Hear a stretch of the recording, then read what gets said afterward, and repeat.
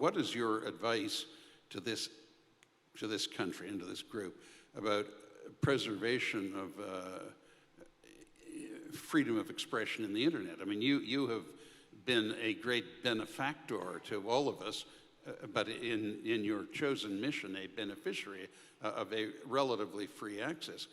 In an exchange of emails we had a couple of weeks ago, you expressed concern that a poll had revealed that 75% of Canadians would cheerfully and uncomplainingly go back to wearing masks and a shutdown if they were told by the ostensible authorities to do so, even though we now know that all of these people, all of Fauci's local emulators, they all self-identify as Dr. Frankenstein's monsters.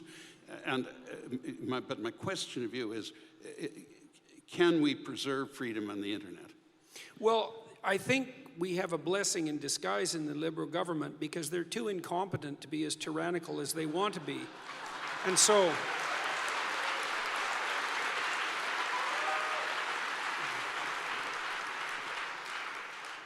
you know, I'd probably match your typical dim-witted gaming 13-year-old boy against Trudeau's best bureaucrats on the tech front any day.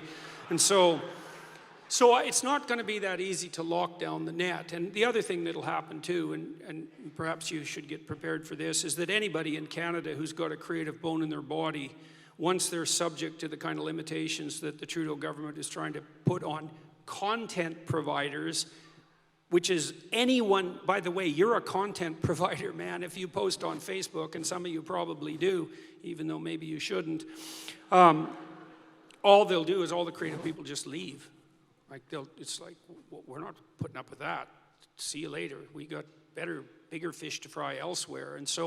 And then there's all sorts of ways of circumventing the kind of what would you call manipulations that the Canadian government wants to impose. So although I think it's appalling, and I think that expert users will just circumvent the idiocy. So I was in Australia for most of the last month, and that was quite entertaining. And they're not quite as crazy as Canadians, but they're trying hard. I was there with my mother, and she's about 85, and my aunt, elderly people, and they're kind of nonplussed about what's going on around me and what's going on in the world. And my mom asked a rather plaintive question. She said, "Where should I get my news?" She said, "How do you keep yourself informed, and where should I get my news?" And I thought, well, there's no way, Mom, I can teach you to do what I do, because well, not that I would want to either, but I'm informing myself with multiple news sources constantly, and it's very, very difficult to separate the wheat from the chaff, and it isn't even obvious to me that I'm always doing that great a job of it. She hasn't got a hope in hell of doing that.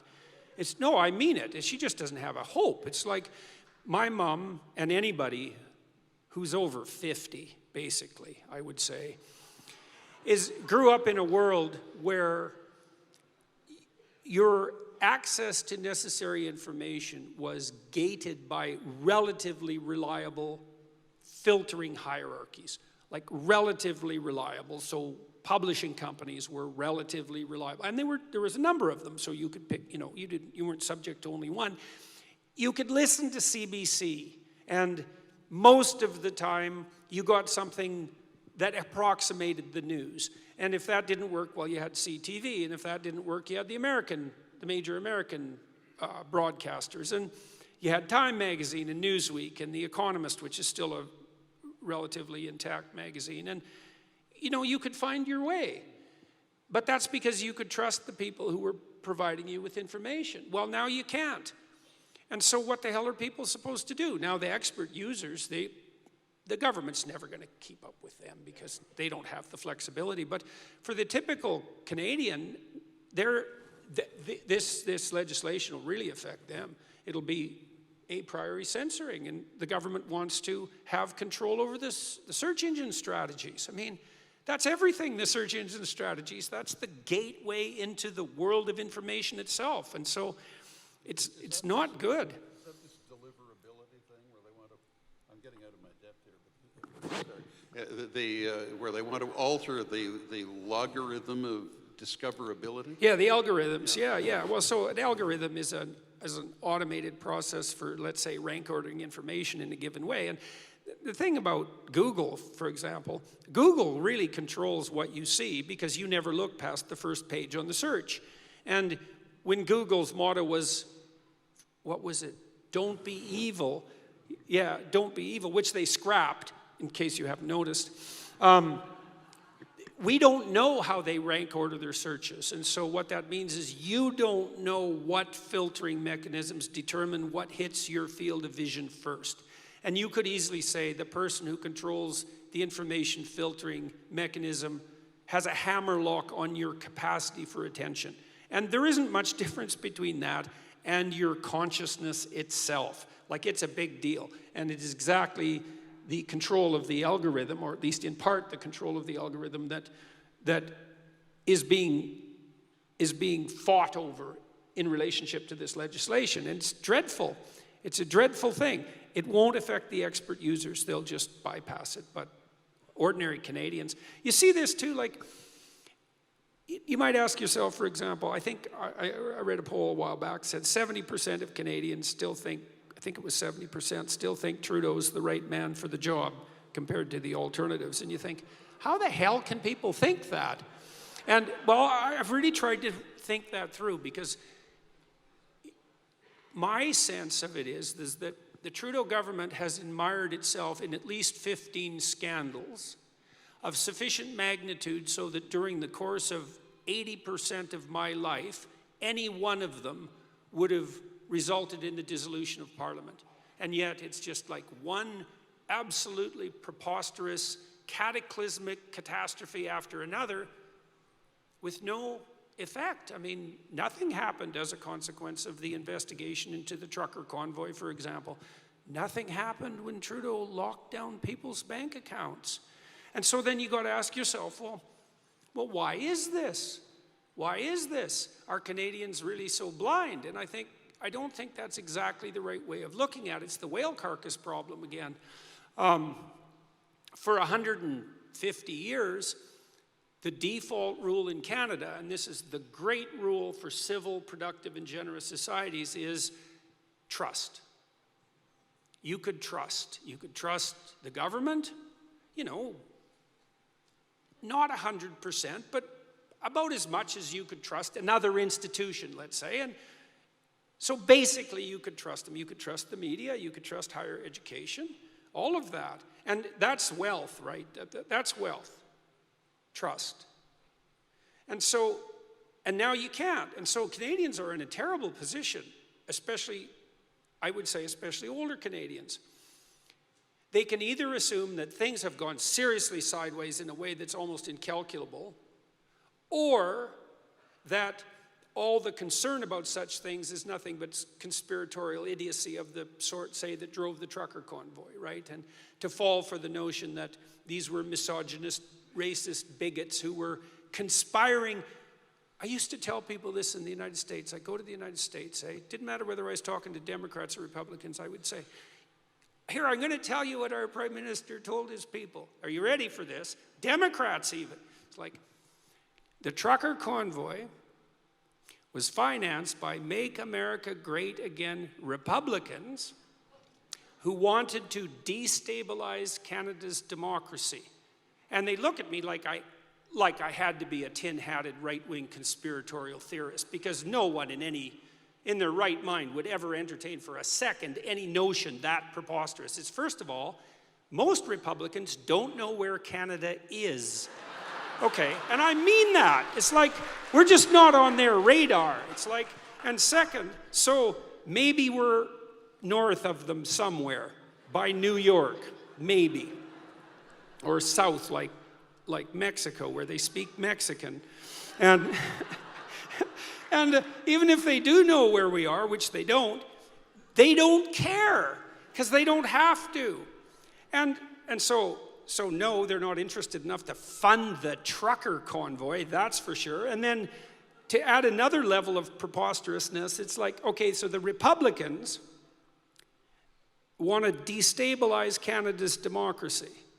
It's like, well, why? Well, then I could explain to the Americans, we didn't actually need a reason. We just assumed that's what they were up to. It's like, well, why would they want that? Why would a Republican, a Make America Great Again Republican, want to destabilize Canada's democracy? It's like, even if they cared, which they don't. So we have a government that actually said that to its people, right? And then, then, I went on Twitter after the Emergencies Act was lifted, because I went on it. I read like 10,000 tweets when Trudeau put in the Emergency Act, looking at the Trudeau supporters, and they bought this Make America Great Again democracy destabilization story. I thought, okay, you people are clearly out of your minds. But then I went on again after Trudeau lifted the Emergencies Act to think, okay, now what are they going to make of this? And here was the story. The story was, well, despite the tremendous threat that Make America Great Again, Trump-loving Republicans had posed to the integrity of Canadian democracy, our Prime Minister acted so forthrightly that it only took him 3 days to quell the danger.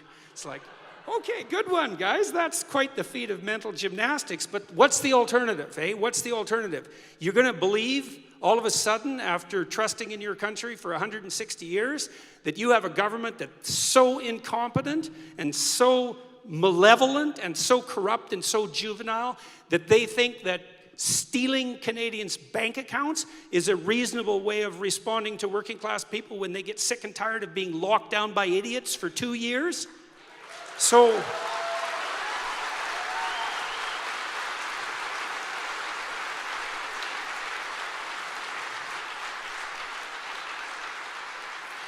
Canadians default, and partly because they're not very well informed, and partly because information's hard to find. They default to the trust that's enabled us to build the country that we have built, and it's not that surprising, but it's pretty damn sad. And it doesn't, what are we now? We make 40% less on average than Americans, eh? Yes. Yeah, 40%, man. That's quite the bloody catastrophe and over 20 years. 30% less than the Republic of Ireland, which when I first went there 60 years ago was a very poor country. Right, and it has no resources. Right. No, it's a scandalously uncompetitive performance. Well, we can do worse. We can do worse, and we certainly will. We absolutely will.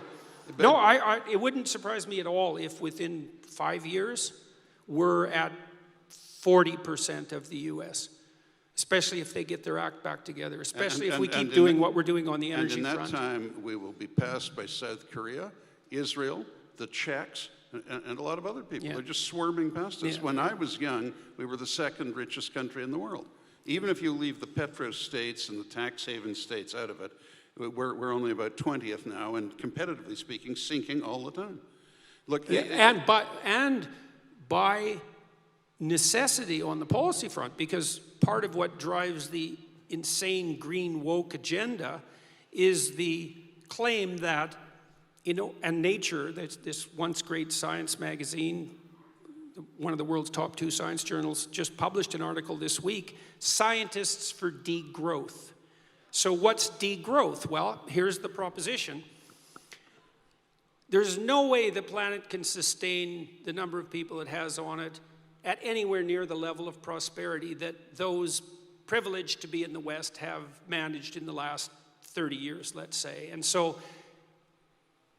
those of us in the West, except for consultants, are going to have to tighten their belts and, suck that gut in a few notches. Now, that'll mean that people in the developing world can put the bloody belt around their neck and tighten it until it's the noose that kills them, but it doesn't really matter because there's too many people on the planet anyways.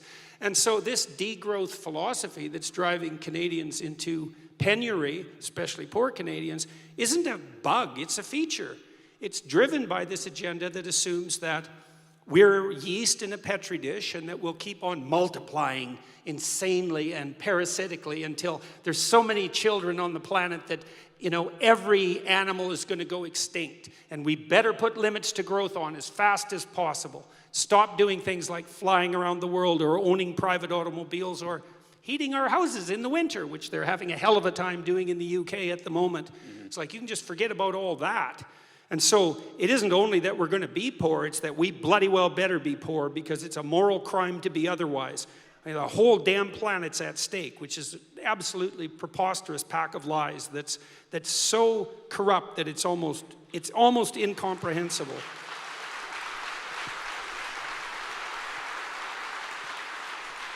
It's so fun too, because you get all these incompetent government policies, produced, say, by our Prime Minister, who isn't really interested in monetary policy. Yeah, you can say that again. And so the failures on the economic front can be justified morally. It's like, well, yeah, the economy is collapsing, but it has to collapse, because if it kept growing, we would just threaten the planet. And here's what strikes me as particularly horrifying about this. See, imagine that the woke environmentalist utopian types had their metrics right, just for the sake of argument. Imagine that they were right about carbon, and they're not, but let's just say they are. And let's imagine that their goal is actually to produce a greener and healthier and more biologically sustainable planet, and they had their metrics in place. Well, that'd be fine. That'd be fine, at least in principle. But the truth of the matter is that by following this insane utopian green woke agenda, Germany, for example, has managed to make its electricity 5 times as expensive as it used to be, and they've now fallen to like 167th in the world in terms of the amount of pollution produced per unit of energy. So all that wind power, which actually doesn't work very well when the wind isn't blowing, like it hasn't been for the last 3 weeks during this cold snap that's enveloped Europe, it's just meant there's more coal plants than there were in Germany when they started this whole bloody green revolution. And so here's what's going to happen if we don't get our act together, and we probably won't, but if we don't, we're going to make everyone poor, and we're going to destroy the bloody planet while doing so. And I would say, in my darker moments, I think that's the plan, because there's an antithetical sentiment in relationship to human beings at the bottom of this woke nonsense that's so goddamn deep and perverse that it's positively genocidal in its aim. And you might think, well, hold on there, Dr. Peterson. It's like, yeah, how many times has someone said to you, yeah, but the planet has too many people on it anyways? You have to, first of all, that isn't a person saying that, okay? I'm dead serious about this. That is not a person who's saying that to you. That person is the unwitting or witting mouthpiece of a system of unbelievably pathological and destructive ideas. And those ideas do not have your best interests in mind. So